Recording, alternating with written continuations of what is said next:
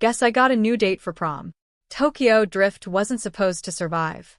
It rebuilt the franchise instead. Vin Diesel got paid in movie rights.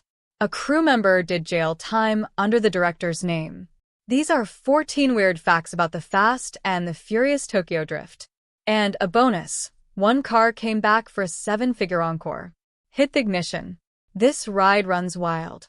Number 1. The original script had Vin Diesel's Dom Toretto going to Tokyo to learn drifting and solve a murder. The third Fast and Furious film was originally a Vin Diesel vehicle on paper. Screenwriter Chris Morgan's first treatment for what would become Tokyo Drift kept Dominic Toretto at the center of the story. The pitch sent Dom overseas to Japan, where he would learn the art of drifting while simultaneously investigating a murder mystery. It was an ambitious concept that tried to push the franchise into new territory, blending international action with crime thriller elements. The idea collapsed almost immediately. Vin Diesel had been pulling away from the franchise since the very first film, declining to return for Too Fast, Too Furious in 2003.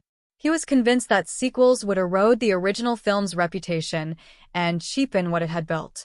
Universal could not lock him into a full lead role. The studio scrapped the Dom-led concept entirely. Morgan was told to rework the script around a completely new protagonist with zero connection to the first two films. The story transformed from a globe-trotting follow-up into a high school exile drama about a troubled American teenager sent to live with his father in Tokyo after running out of second chances back home. Everything the franchise eventually became can be traced back to that first abandoned draft and the creative detour it forced the writers to take. Number 2. Justin Lin rejected Universal's first draft because it was loaded with racist stereotypes. When Lin signed on as director in June 2005, Universal gave him the existing script. He read it and refused to shoot it. Lin has said in interviews that the draft was culturally offensive from the very first pages. Cars drifted around Buddhist temples and sacred statues as though ancient religious sites were just convenient scenery. Action scenes cut to geisha girls and traditional Japanese imagery that Lin found reductive and embarrassing. The sound design called for gong effects on nearly every scene transition, as if Asian characters needed a musical announcement every time they appeared. The script treated Tokyo as a collection of tourist cliches rather than a real city. The comedy was the worst part. Multiple visual gags were built around mocking Asian characters by emphasizing how much taller the white American lead was than everyone around him. These were not throwaway jokes. They were woven into the screenplay's core sense of humor. Lin told Universal he would not make the film in its current form. He demanded a full rewrite, or he was walking. The studio agreed. Chris Morgan went back through the entire script, removed the offensive material, and rebuilt the cultural foundation of the story with genuine care and considerably more respect. Number 3. Justin Lin wanted an Asian American lead, but Universal said nobody was bankable. The next fight was over who would actually star in the film. Lin wanted to cast an Asian American actor in the lead role. His argument was straightforward. A film set in Tokyo about Japanese street racing culture should center someone who authentically belonged to that world. Universal refused without much deliberation. The studio's position, as Lin has described it, was that no Asian American actor had enough box office pull to carry a major summer release. They insisted on a white American lead and would not negotiate on that point. Lin lost. Lucas Black, an Alabama-born actor known for Sling Blade and Jarhead, was cast as Sean Boswell. The film about Japanese street culture would be anchored by a white Southerner discovering that world as a stranger. The irony has followed the film ever since. Han, the supporting character played by Sung Kang, became the most popular character the franchise introduced outside its original cast. Universal's confident claim that no Asian American could carry the film is now one of the most repeated examples of Hollywood's historical blindness to Asian American talent. Number 4. Sung Kang's Han character first appeared in Justin Lin's 2002 indie film Better Luck Tomorrow. Han did not start in the Fast and Furious universe. He came from somewhere else entirely. Justin Lin's 2002 crime drama Better Luck Tomorrow introduced Han Liu, a quietly compelling Asian American teenager played by Sung Kang. The film was Lin's Sundance breakthrough, made for around $250,000 with no studio support. It followed four overachieving Orange County students who drifted from academic success into crime and eventually into something far more serious. The story drew loosely from a real 1992 murder case involving honor students. Han was the cool, detached member of the group, full of quiet menace and understated charisma. When Lin came aboard Tokyo Drift, he brought the character with him. He asked Morgan to write Han in the new script as a continuation of the same person from Better Luck Tomorrow, now older and living in Tokyo. Sung Kang was cast to reprise him. Both Lin and Kang have always maintained that Better Luck Tomorrow is where Han truly begins, making it an unofficial prequel to the entire franchise that most audiences never knew existed. Number 5. Han was originally a one-scene rapper cameo and only grew into a real character after Bow Wow was cast. The character, who became the emotional heart of the franchise, nearly did not appear in the film at all. In the original script, Han was written as a single-scene part with one function: hand Sean Boswell a set of car keys, say one line, and exit. The role existed purely to fill the franchise's tradition of rapper cameos, following Ja Rule in the first film and Ludacris in Too Fast, Too Furious. The one-scene Han slot was next in that rotation. Then Bow Wow was cast as Twinkie. That decision shifted the rapper cameo to the Twinkie character and freed up the Han slot completely. Lin brought Sung Kang in and pushed to expand Han into a full supporting role with real weight across the second and third acts. The character grew from a prop into a mentor, from a cameo into a conscience. Test screenings confirmed what Lin had felt. Han tested stronger than any other element in the film. The character, who almost had one line, became the reason audiences came back. Number 6. Lucas Black was 22 playing a teenager, and the whole main cast was older than their roles. The high school setting required young actors. Nobody on the main cast was close to that age. Lucas Black was 22 during filming, playing a teenage student. Zachary Ty Bryan, who played Rival Clay, was 23. Natalie Kelly, cast as love interest Neela, was 21. Leonardo Nam, playing Morimoto, was 25. Brian T., cast as the villainous Drift King Takashi, was 29 years old, playing a high school student. The only actual teenager in the main cast was Bow Wow at 19. Everyone else was a working adult pretending to be in high school. Hollywood has always done this, and audiences have always quietly accepted it, but Tokyo Drift pushed the gap between reality and fiction further than most. Number 7. Justin Lin had exactly 1 year to rewrite, cast, shoot, and deliver the entire film. Lin signed on in June 2005. Universal had already committed to a June 16, 2006 release date. That gave him 12 months to do everything. Rewrite the script with Morgan. Fight the casting battles. Assemble an international cast including legendary Japanese actor Sonny Chiba. Source over $7 million worth of rare Japanese performance cars for the racing scenes.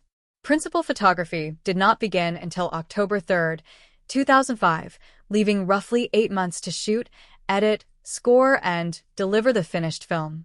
Universal had seriously considered releasing a direct-to-video at one point, which would have removed the deadline entirely. Instead, they committed to theaters and handed Lin a timeline that would have broken a less focused filmmaker. Most of the Tokyo interior scenes were shot on Los Angeles soundstages with real Tokyo location footage edited in carefully around them. Number 8. Lin filmed at Shibuya Crossing without permits, and Universal had a hired fall guy arrested in his place. Lin wanted real Tokyo on screen and was not willing to fake all of it on a backlot. The problem was access. Japan has tightly restricted foreign film crews from major street shoots since the James Bond production You Only Live Twice in 1967 created significant disruption. Universal could not get permission to film at Shibuya Crossing. Lin filmed there anyway. The crew went in without permits, set up quietly, and used guerrilla tactics to capture the footage they needed.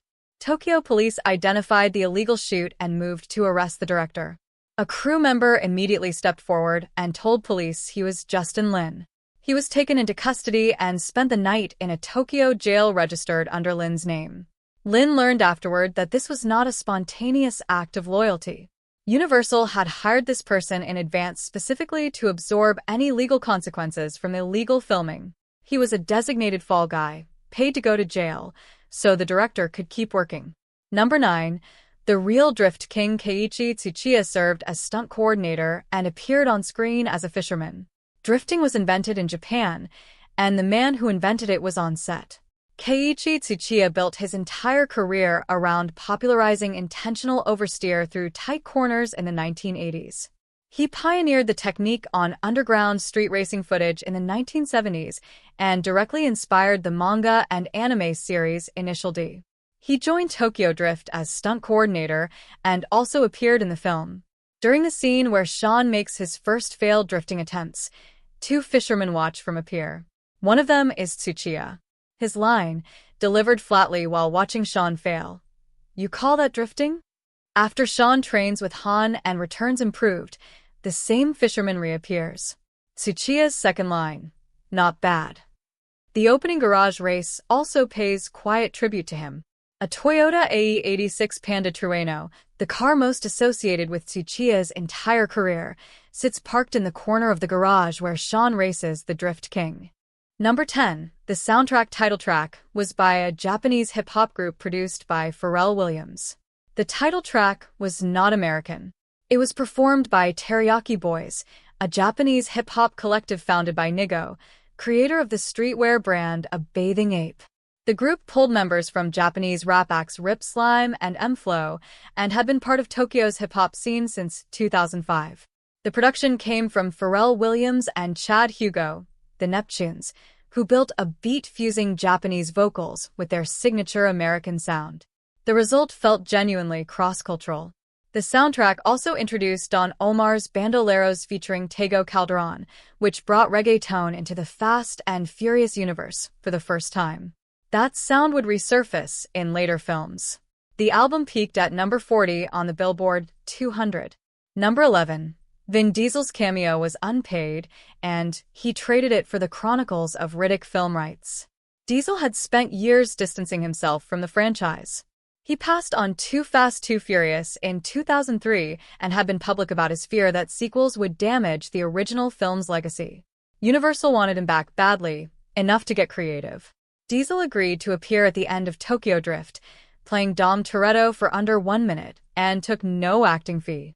Instead, he asked for the film rights to the Chronicles of Riddick franchise. He wanted total personal control over the Riddick brand. Universal agreed and transferred the rights to his production company One Race Productions. It paid off. Diesel and director David Twohy used those rights to make Riddick in 2013 as a fully independent production with no studio interference. 1 minute of unpaid screen time exchanged for a franchise. By any measure, it was the most valuable minute Diesel worked that entire decade. Number 12. The Diesel cameo was not in the original cut and was added in a reshoot after the film tested badly. The cameo was never in Chris Morgan's original screenplay. The film was designed to stand alone, with Lucas Black and Sung Kang carrying the story without any connection to the broader franchise. Early test screenings were poor. Audiences were not responding, and Universal grew worried. The studio arranged a late post-production reshoot and brought Diesel in to film the cameo, betting that even a brief Dom Toretto appearance would pull franchise fans into theaters. The scene was dropped into the final minutes of the finished film. It runs under 60 seconds. Director David Twohy later confirmed that Universal was desperate for it to work. That desperate reshoot became the structural connection between Tokyo Drift and the franchise universe that followed. Number 13. Tokyo Drift was the lowest-grossing Fast and Furious film, and Universal considered releasing it direct-to-video. The film opened June 16, 2006 on an $85 million budget. It earned $62.5 million domestically, finishing its opening weekend third behind Pixar's Cars and Jack Black's Nacho Libre. The worldwide gross reached $158.5 million, the worst number in franchise history. Universal had reportedly weighed a direct-to-video release before committing to theaters. Without Diesel or Paul Walker, the studio had little confidence in the film. Critics dismissed it. Most observers assumed it was the last Fast and Furious film, the final entry in a franchise that had run completely out of ideas and audience goodwill. Number 14, Han became such a breakout that the franchise rebuilt its entire timeline around keeping him alive. Han dies in an explosion 3/4 through Tokyo Drift. The death was written as final. Lin and Kong built him as a one-film mentor with no future in the franchise. Audiences rejected that conclusion. Han's test scores were exceptional. When Diesel returned to lead the franchise in Fast and Furious in 2009, writers placed the new film chronologically before Tokyo Drift so Han could remain alive. He appeared in Fast and Furious, Fast 5, and Fast and Furious 6. A mid-credits scene in Fast 6 revealed Han's death had been arranged by villain Deckard Shaw, pushing Tokyo Drift to the end of the franchise timeline. F9 in 2021 revealed Han had survived the crash entirely. A character given a permanent death in a film nobody expected to matter ended up reshaping the continuity of one of the biggest action franchises in history. Bonus: Han's Veilside Mazda RX-7 sold at auction in July 2025 for $1.2 million.